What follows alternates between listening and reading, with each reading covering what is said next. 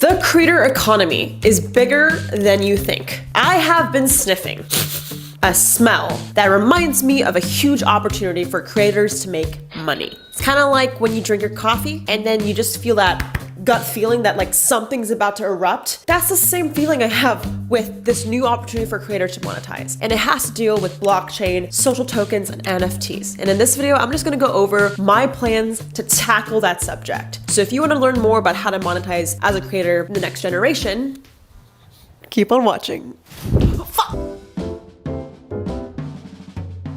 Hey guys, welcome to Building X8. Y'all, I am pissed, okay? Because last week's video I asked you to give me suggestions on title names for the series and nobody suggested anything. So please comment some ideas. Just a little quick recap. In episode 1, I talk about my company X8 Media. We're an influencer agency and I talk all about the client projects we're working on. Last episode, I talked about my future for my company and the ideas I have to progress it into my new product, Create. In this video, we're gonna talk about more of Create and my ideas about the future and go into the nitty gritty of why I believe so much about blockchain.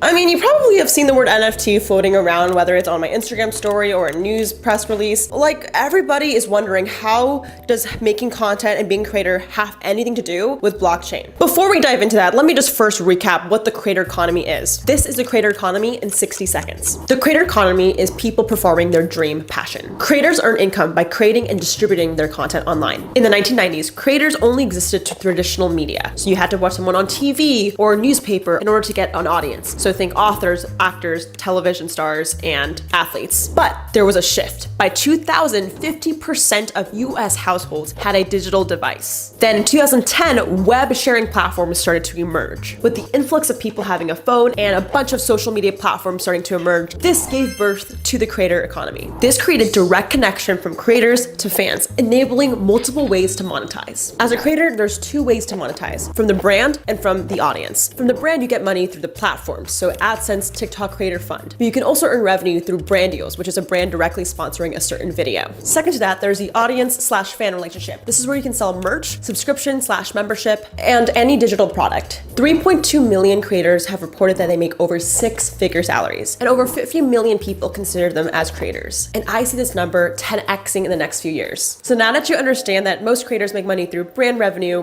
or audiences or a mixture of both, you might be wondering, there's more? And yes, there is another way to monetize. And honestly, for me to explain this, the rest of this video is gonna be pretty dense. So I recommend grabbing a snack because that whole intro is the fastest part of the video. Like, the whole rest of this video is pretty fucking complex. So grab a snack, grab a water. I warned you. So my agency currently participates by helping creators with the brand side of things. We help creators get brand deals and sponsored revenue through brands. So that's X8. A quick little update. Last video I talked about we have 5 current whale projects. Well, we are currently working on 2 more. Whale 6 is a energy drink brand platform. We're super excited. I actually can't necessarily say more information about it yet, but soon to be coming. And there's Whale 7. Whale 7 is a streaming platform we're working with on promoting a new series for them. So we're really excited about that too. I did get asked how I price my projects with my whale clients. So I want to quickly go over how I charge money.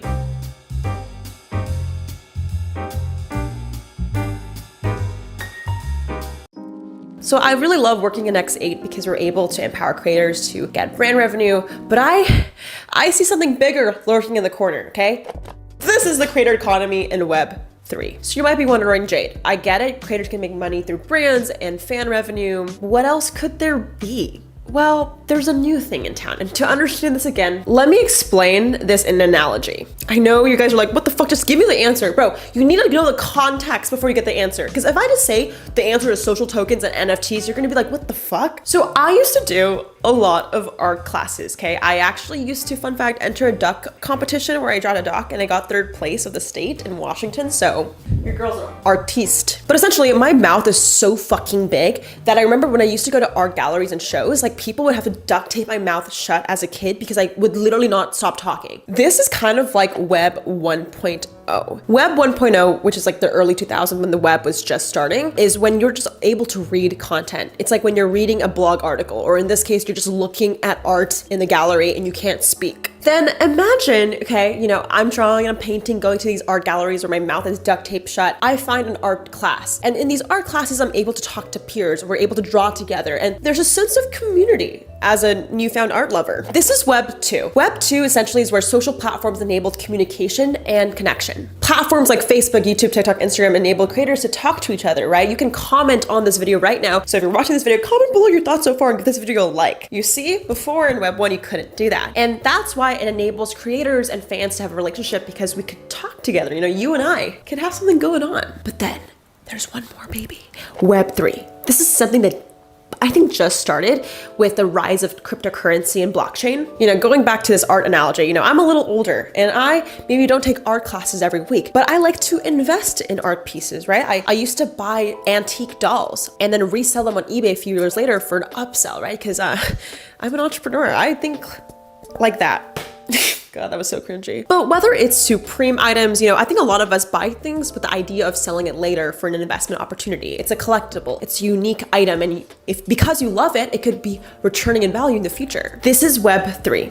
It's individually owned. It's all about going from renting attention to ownership. Instead of people just consuming content online, Web3 is where you can own a piece of that content, of that creator. You can have governance rights to vote on certain protocols. Essentially, we went from Web 1.0 reading, Web 2.0 consuming and conversing, to Web 3.0 ownership and financial assets, where if you love something, you can own a piece of it as like a financial gain. By the way, Web3 is already here. Like I keep saying it's in the future, but it's already here. Like companies like Rarible, OpenSea enable people to sell items and for audiences to own a portion of that art piece. So this is using the technology of blockchain. So blockchain, I have to make a whole video on blockchain. Comment below if you guys want that. But essentially, a lot of companies are building apps, platforms, marketplaces on the blockchain to enable people to own a piece of an asset, have a peer-to-peer connection, and decentralize a lot of the media.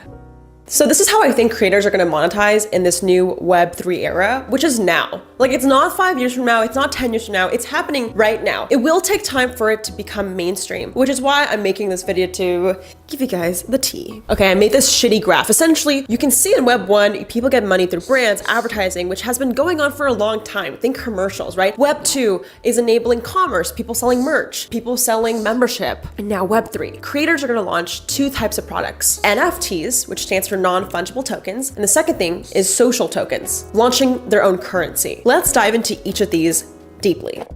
An NFT is a digital unique item, whether it's an art piece, an event, a collectible, a sticker, a badge. Developers can limit their quantity, so there's only 10 in the world of this unique digital item, therefore making it a rare and collectible item. Then audiences, when they purchase that item, and every time they resell it, the creator gets a kickback, 10% or whatever the royalty is. Creators can use NFTs to give people recognition. If you want to gift an NFT, it's kind of a little gift for saying thank you. For example, I'm actually working on a pitch right now in X8 for one of the whales we're working with about creating a giveaway. And if someone participates in this giveaway, whether it's giving the brand the email or trying out this new flavor of drink, then we gift the audience this NFT bundle. And this NFT can unlock event passes to their next event. I can't say the name of the company, but it's a huge event. Or maybe, for example, a cool unlimited 1-year pass of this certain drink, getting this access to it, right? So we're using NFTs as a gifting medium. It doesn't also have to just be a transactional thing. I see this as more profitable than selling merch and physical items because it's a digital item, which in Web 2 is one of the things that I think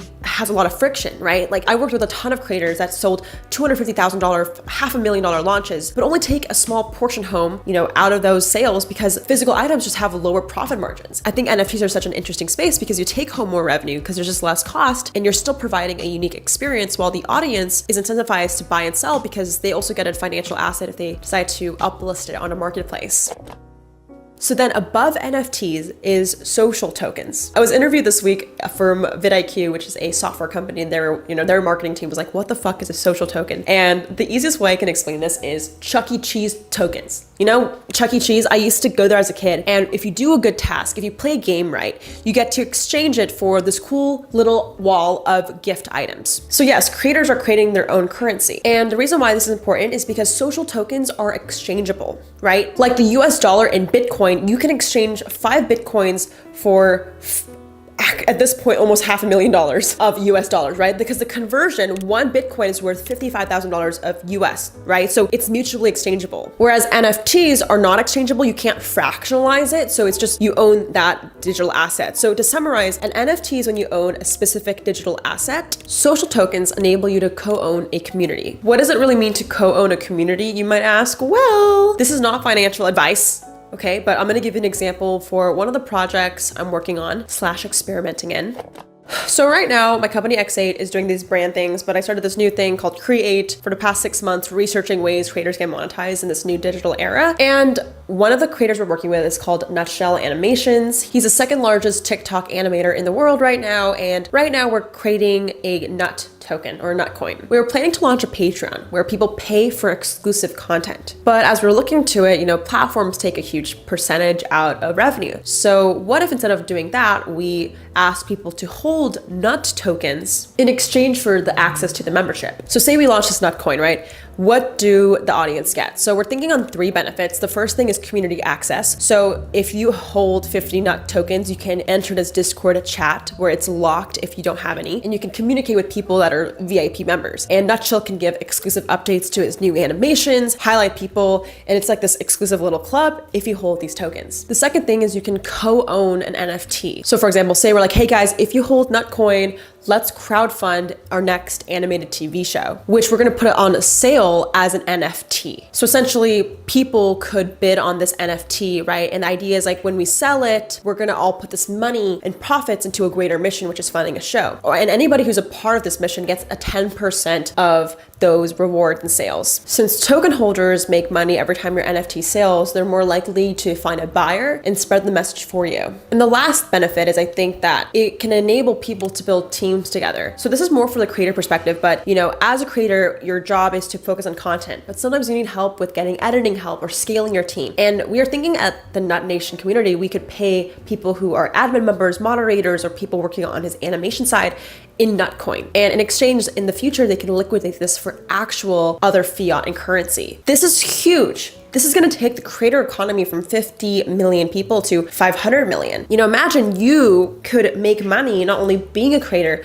but participating in supporting a creator, right? If you like someone on YouTube and maybe you own some of their tokens, right? And you hold that for 2 years and then it becomes valuable in the future, right? It's a financial incentive that enables you to enjoy what you like and make money from it. And I think in Web3, it's gonna blur the line between fan, employee, investor, and everybody is going to get a piece of the pie because it's so decentralized. Essentially, you can make a living out of supporting people you like. And on the other end, as a creator, you can finally find a way to monetize that's not reliant on a platform, but instead reliant in your community, which is the most important thing with being a creator.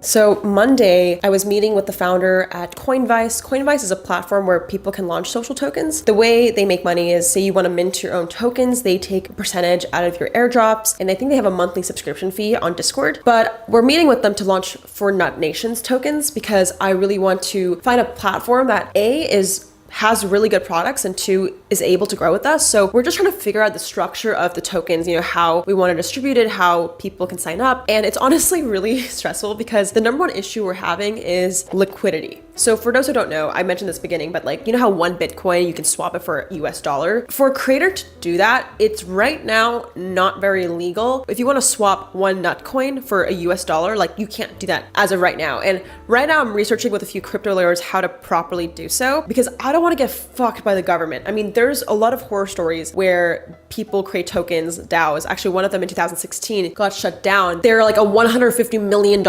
fund, and Genesis DAO, that's the name of the group, they got shut down by the US government because they were a security issue. So some of the questions I have is, how do we properly format a social token and NFT without getting fucked by the government? How much will it cost to do so? And also, how will creating a token as a creator affect your mental health? I'm assuming it's super fucking stressful for people to have a currency that's you, and you have to always perform and keep up. So I'm wondering these questions in my journey, and we're gonna figure it out together. So yeah, the creator economy is bigger than I think. I think that there's gonna be millions, if not billions of people participating in it when they see the investment opportunity by supporting a creator. It's just a matter of legal dancing before we can get there. Because I think the technology is here. It's just a matter of use case and business structure that's legally sound. Hopefully next week I can figure this shit out. Stay tuned. Thanks for watching. Also, if you haven't already, make sure you join my Discord. It's the Create community where we research a bunch of these Web3 things. I figured this shit out with you guys because I'm learning every day, and y'all can join the family. Peace. Shout out to the comment winner. Comment on this post to be featured in the next episode.